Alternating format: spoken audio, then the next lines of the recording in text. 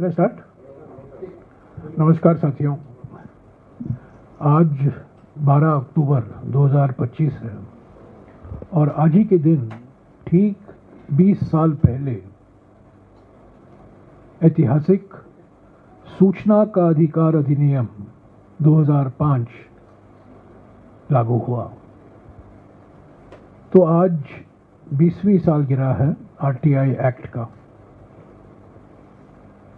ये एक मेरे विचार में क्रांतिकारी अधिनियम था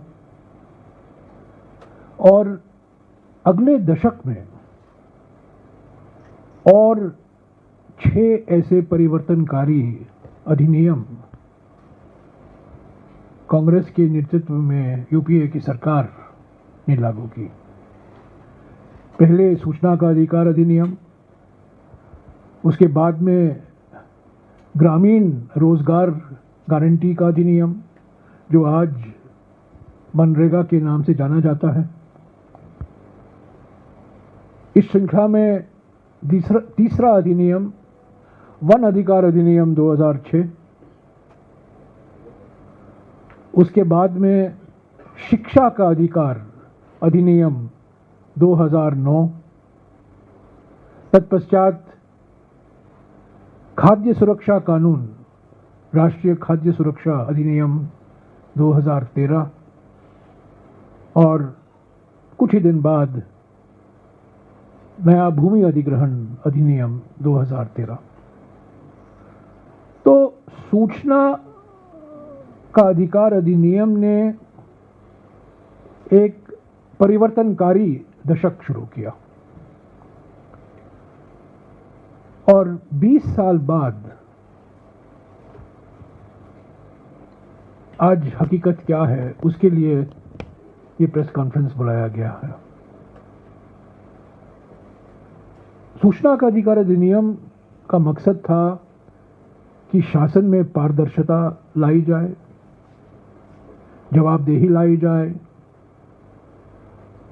और एक नया काम करने का तरीका, ताकि जो इंफॉर्मेशन सरकारी फाइलों में और सरकारी अफसरों में छपा रहता है वो जनता को हासिल हो अधिकार के रूप में।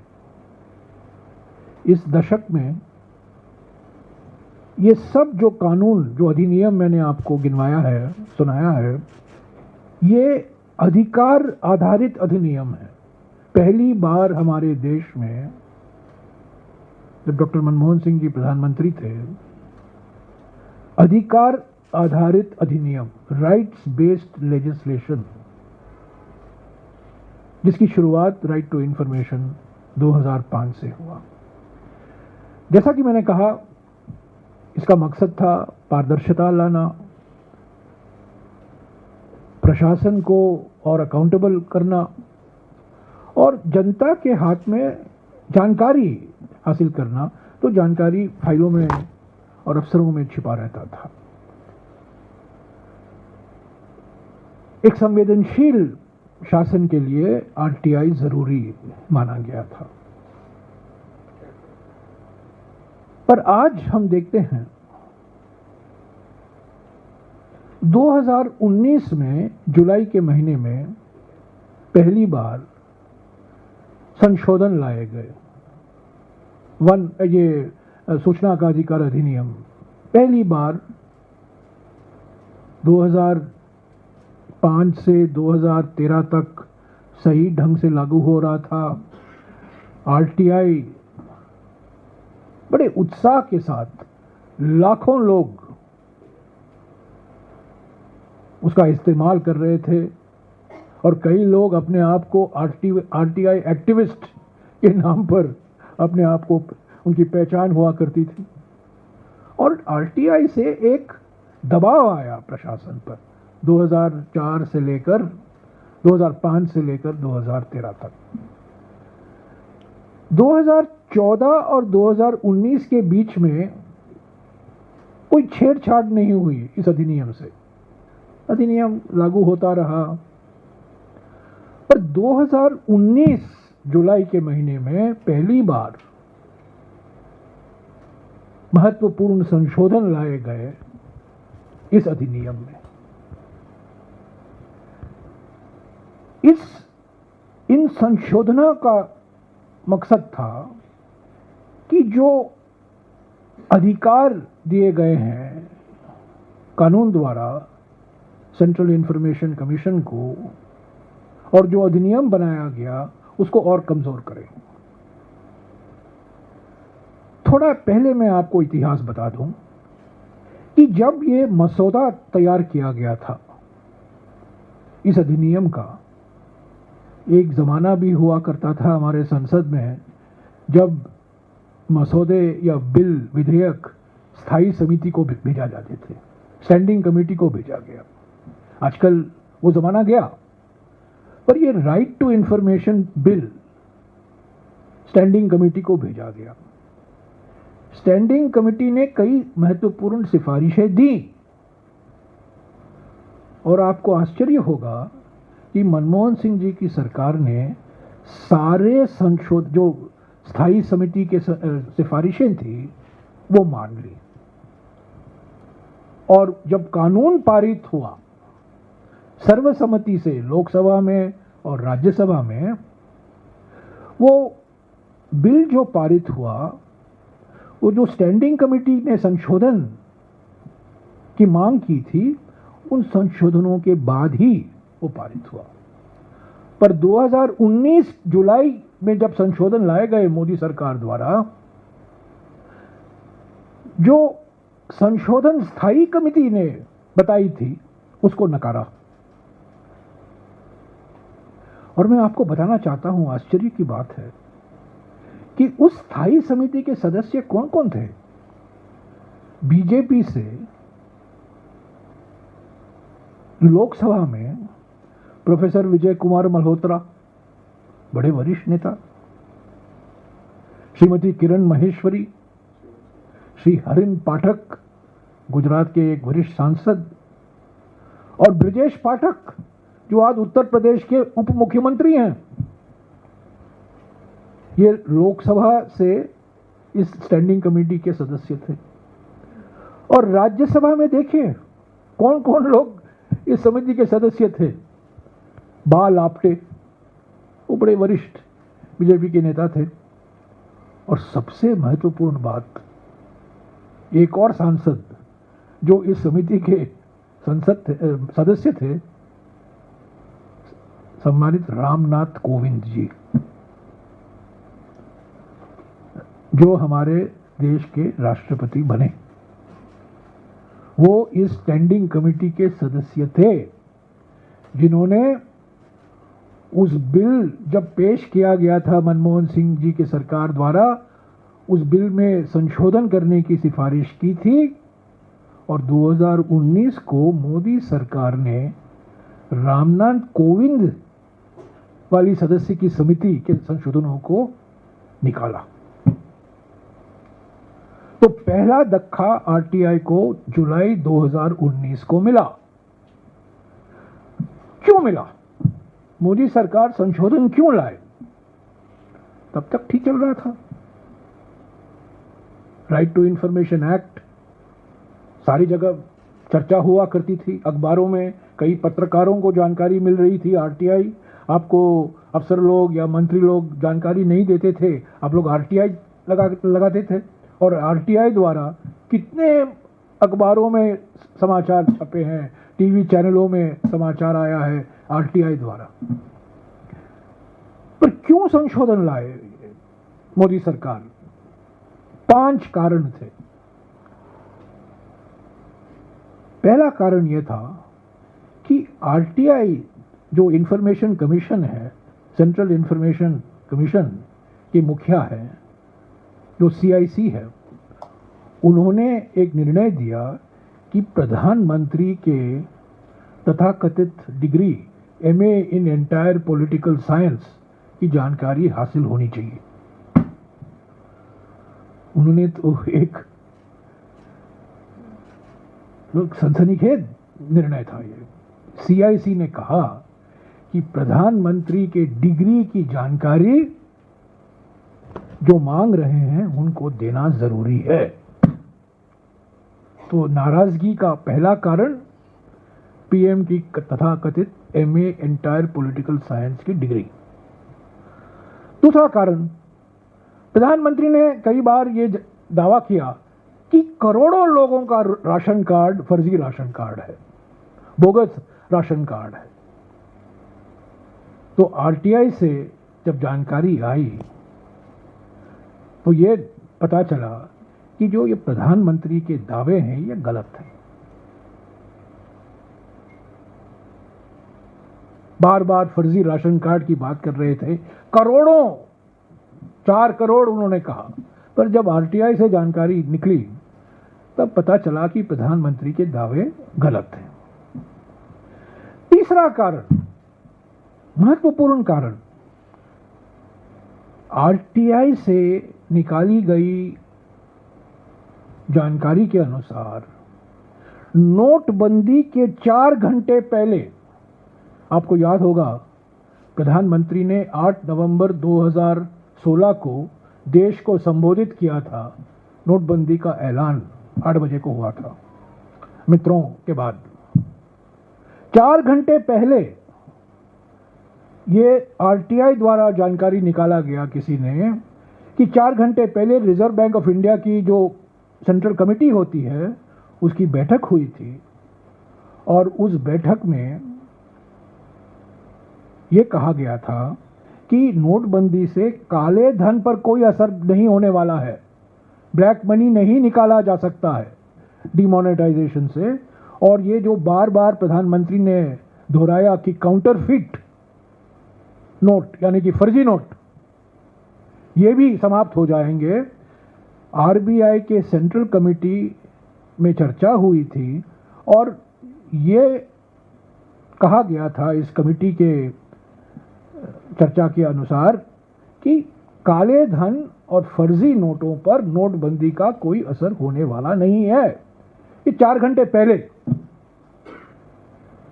चौथा कारण, किसी ने आरटीआई में एप्लीकेशन डाला और पूछा कि बकायेदारों का सूची दीजिए, जो हमारे सरकारी बैंक हैं, जो एनपीए डिफॉल्टर हैं, जो बकायेदार हैं, उनकी सूची दीजिए।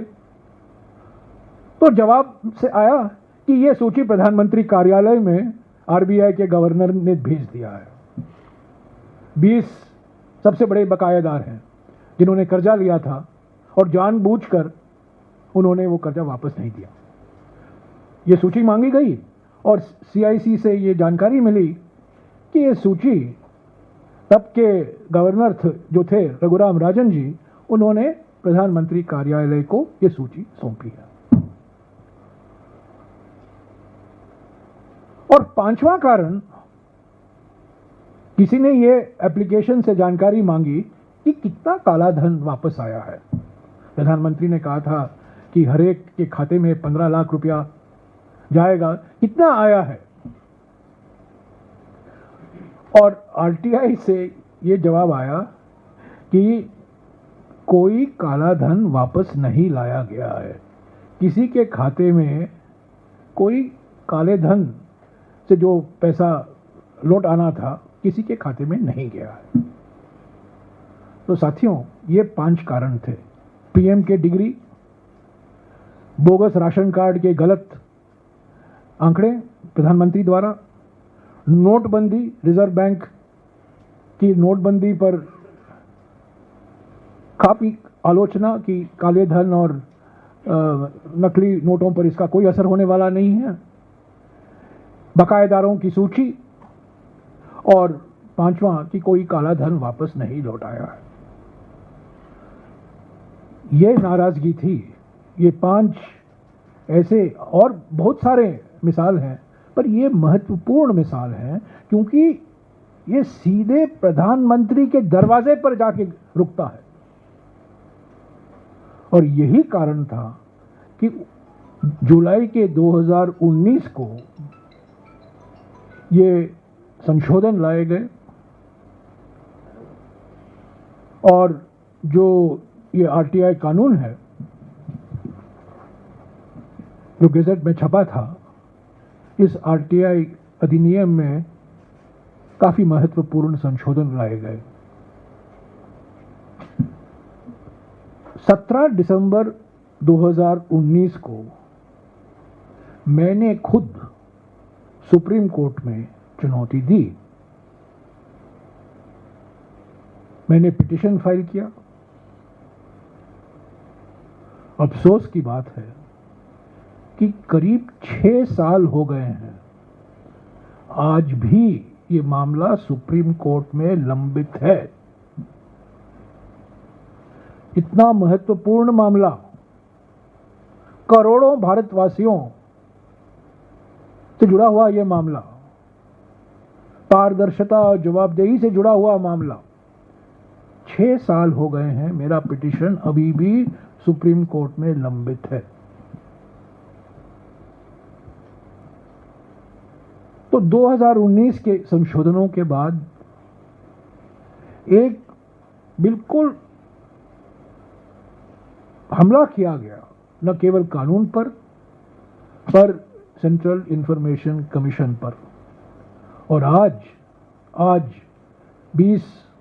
12 अक्टूबर 2025, 20 साल बाद सीआईसी में न कोई मुखिया है, चीफ इंफॉर्मेशन कमिश्नर का पद खाली है, और 7 इंफॉर्मेशन कमिश्नरों की नियुक्ति नहीं की गई है 2 साल से, और सारा सीआईसी सिर्फ 2 इंफॉर्मेशन कमीशन के द्वारा चलाया जा रहा है। लाखों एप्लीकेशन लंबित हैं आरटीआई में।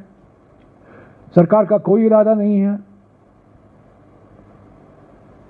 इसको और नियुक्ति करने का।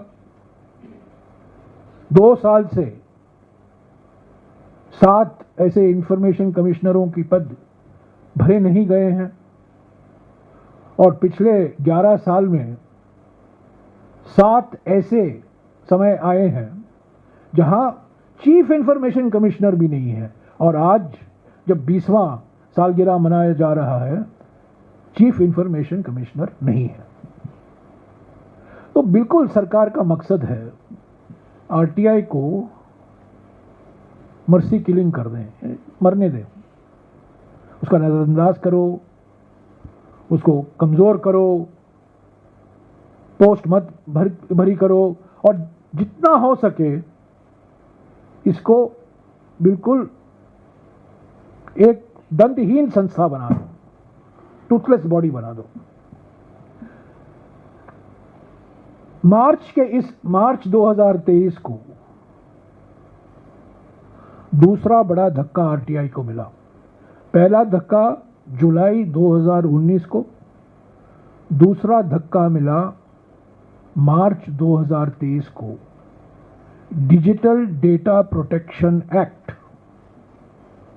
ये रहा digital personal data protection act, इसको कहा था डीपीडीपी, डिजिटल व्यक्तिगत डेटा संरक्षण अधिनियम, digital personal data protection act, digital व्यक्तिगत डेटा संरक्षण अधिनियम 2023 पारित हुआ। और इसमें इस अधिनियम के आखिरी 2 लाइन में ये धारा 44(3) आरटीआई का श्राद्ध हो गया है। इसमें अंतिम संस्कार इस डिजिटल व्यक्तिगत डेटा संरक्षण अधिनियम में आरटीआई का अंतिम संस्कार किया गया है कि इसमें कहा गया है कि आरटीआई का संशोधन इस कानून द्वारा किया जाए। देखिए, कानून का संशोधन जब करते हैं वो मेन कानून लाके उस कानून का संशोधन करते हैं। अगर हिम्मत होती तो मोदी सरकार आरटीआई कानून लाती और उसमें संशोधन करती, पर इस कानून द्वारा डिजिटल व्यक्तिगत डेटा संरक्षण अधिनियम द्वारा आरटीआई में संशोधन लाया गया। और यह संशोधन कहता है ये सेक्शन 44(3) है और ये कहता है कि जो जानकारी व्यक्तिगत जानकारी है वो आरटीआई उस पर लागू नहीं होगा। व्यक्तिगत जानकारी क्या होती है? जो लोग सार्वजनिक क्षेत्र में हैं, जो लोग सांसद हैं, मंत्री हैं, अफसर हैं, क्या किसी की डिग्री व्यक्तिगत जानकारी होती है? जब एक उप मुख्यमंत्री अपने आप को कैलिफोर्निया से अपने आप को डीलिट डिग्री दे देता है और अब सब लोग जान गए हैं कि वो डीलिट नहीं है, वो डिलीट है, वो था ही नहीं। क्या वो व्यक्तिगत जानकारी है? क्या जो मंत्री हैं, जो अफसर हैं, जो सांसद हैं, जो विधायक हैं, जो सार्वजनिक क्षेत्र में काम करते हैं, पब्लिक सर्वेंट्स हैं, क्या किसी उनकी शिक्षा के बारे में, उनके पृष्ठभूमि के बारे में, उनके काम के बारे में ये बिल्कुल कह देता है कि पर्सनल इंफॉर्मेशन। और पर्सनल इंफॉर्मेशन क्या है? आप किसी जानकारी को पर्सनल इंफॉर्मेशन कह सकते हो? तो मैंने मार्च 22, 2025 को 23 मार्च 2025 को अश्विनी वैष्णव जी को एक खत लिखा था कि आपने आरटीआई को खत्म कर दिया है इस डिजिटल व्यक्तिगत डेटा प्रोटेक्शन एक्ट द्वारा। इसको मत करिए, इस अधिनियम को रोके रखिए, इसकी समीक्षा कीजिए और इसको अभी लागू मत कीजिएगा। अभी तक बातचीत चल रही है सरकार में, मैंने सुना है, पर अगर ये जो गैजेट हुआ है 11 अगस्त 2023 को, digital personal data protection act, digital व्यक्तिगत डेटा संरक्षण अधिनियम, अगर ये इस पर कोई संशोधन नहीं लाया जाएगा तो हम कह सकते हैं कि आरटीआई की समाप्ति हो गई है।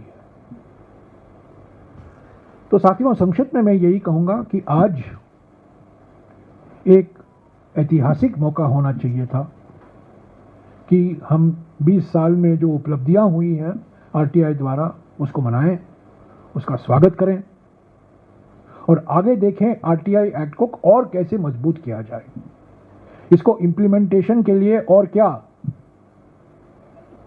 कदम उठाने हैं सरकार को, उस पर चर्चा करें। अफसोस की बात है कि आज हम आरटीआई की बात कर रहे हैं जो समाप्त हो चुका है, न केवल कमजोर किया गया है, इंफॉर्मेशन कमीशन एक भूत बंगला बन गया है, 7 इंफॉर्मेशन कमिश्नर की नियुक्ति नहीं हुई है। पर यह बात मैं कहकर समाप्त करूंगा कि मोदी सरकार जरूर आरटीआई पर विश्वास रखती है, पर उनके लिए आरटीआई का माने है राइट टू इंटिमिडेट, यानी कि धमकी देने का अधिकार उनके पास है। सूचना का अधिकार नहीं है, पर धमकी देने का अधिकार जरूर है। तो उनकी आरटीआई और कांग्रेस की आरटीआई में जमीन आसमान का फर्क है। शुक्रिया। हाँ जी, सिर्फ आरटीआई पर। मैं जानता हूं आप लोग और सवाल करना चाहते हैं, वो अलग से करेंगे, वो अलग से करेंगे।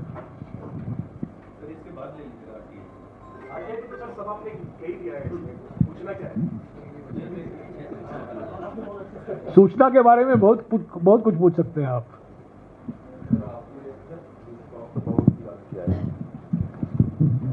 You spelled out, exactly a number of reasons, why this government has weakened the RTI Act. I would like to ask two things. How would you describe the current situation? Maybe you can elaborate a little bit on the governance part, after the amendments brought in the RTI. And secondly, you are saying that for 6 years, your petition challenging the act is pending before the Supreme Court. So what could be the reasons for such a delay, and have you moved the Supreme Court, for early hearing? देखिए, मेरा petition 17 दिसंबर 2019 को मैंने file किया था। Supreme court ने उस petition को लेकर केंद्र सरकार को नोटिस इशू की थी। सुप्रीम कोर्ट ने पहला नोटिस इशू किया था और वो नोटिस इशू किया गया था 31 जनवरी 2020 को। उसके बाद कुछ नहीं हुआ है। अंतिम सुनवाई होनी है, अंतिम निर्णय आना है। नोटिस सुप्रीम कोर्ट द्वारा इशू किया गया था 31 जनवरी 2020 को। पहला कदम तो लग चुका है, पर मेरा कहने का मतलब है कि 6 साल हो गए, मामला लंबित है। हाँ या ना कहिए, आज भी मामला लंबित है, पर नोटिस इशू किया गया था 31 जनवरी को सुप्रीम कोर्ट में। What is your second question? No RTI नहीं, आरटीआई तो बिल्कुल खत्म कर। देखिए, आरटीआई अगर वो हिम्मत होती, क्योंकि आरटीआई अभी आरटीआई एक ब्रांड बन चुका है, सब लोग जानते हैं आरटीआई क्या है, आरटीआई क्या है। कई लोग आरटीआई से जो माइनिंग माफिया है, सैंड माफिया है, भूमि माफिया है, कई राज्यों में खुलासा होता है आरटीआई द्वारा। और आरटीआई क्या कहता है? आरटीआई यही कहता है कि जो जानकारी सांसदों को उपलब्ध है, जो जानकारी विधायकों को उपलब्ध है, वही जानकारी जनता के हाथ में होनी चाहिए। वो आरटीआई कहता है।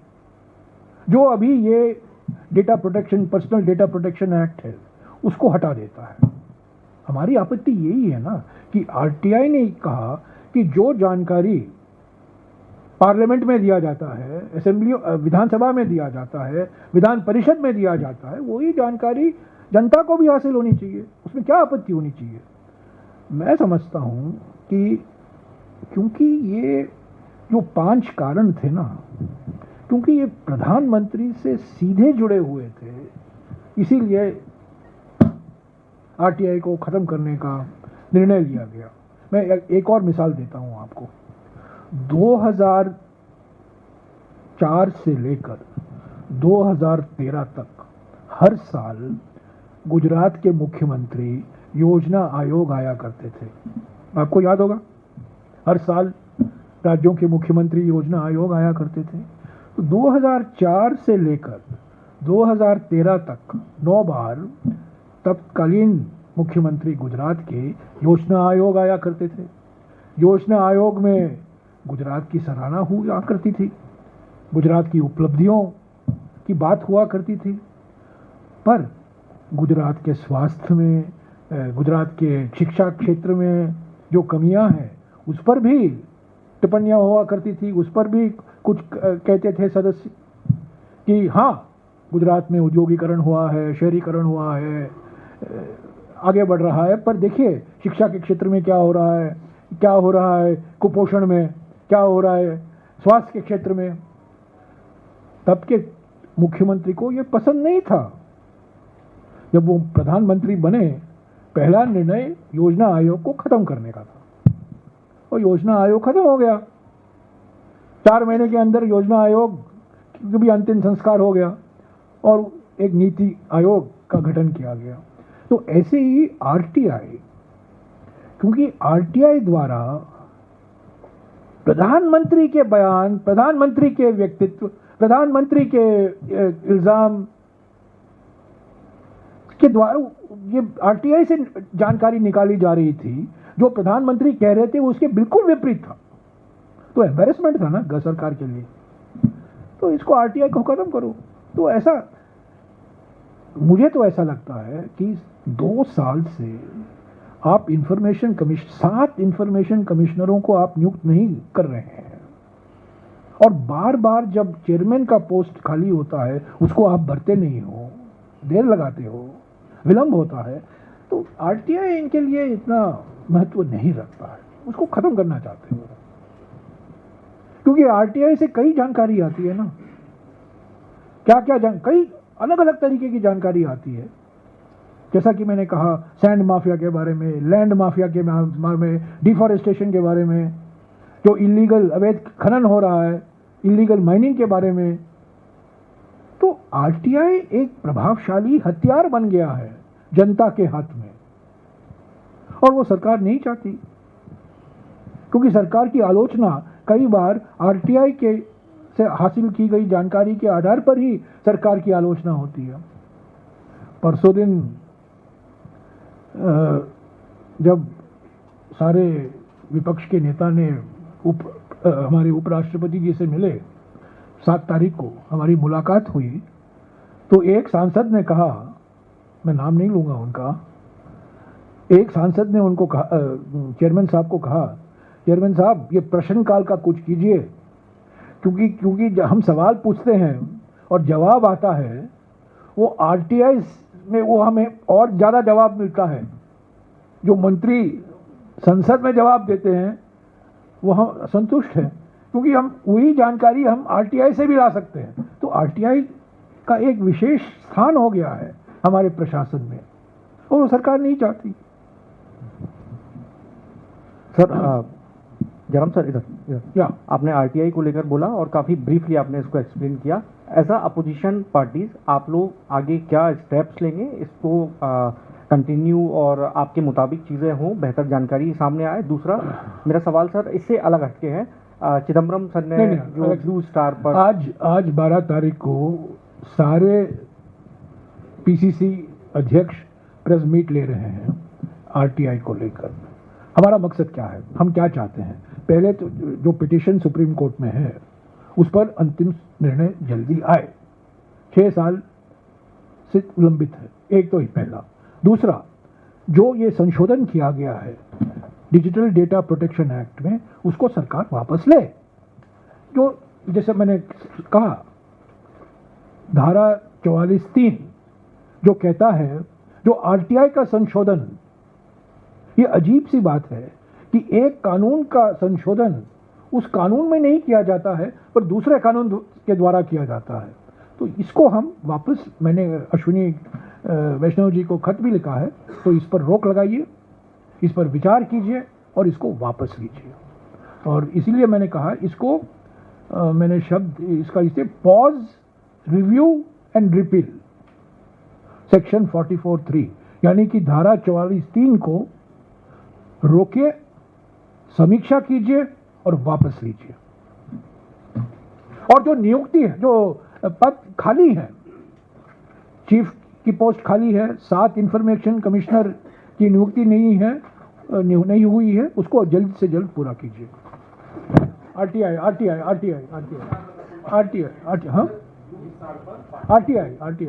वो आरटीआई लगाइए, आरटीआई साहब। Mr. P. Chidambaram, your party colleague. Sir, वो आप घुमा फिरा कर आरटीआई पर, आरटीआई हाँ? No, my application was filed on the 17th of December 2019. Okay? The Supreme Court issued a notice to the central government on the 31st of January 2020. The matter is still pending in the Supreme Court. We want the matter to be settled quickly in the Supreme Court. Number 1.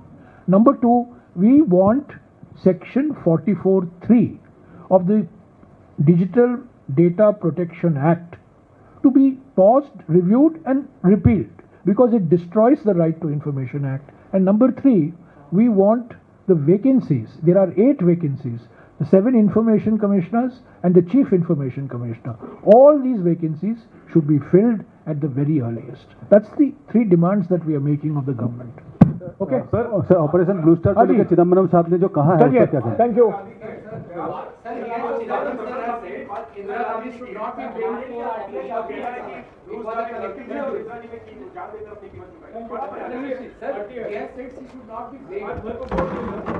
Sir दूसरा आपसे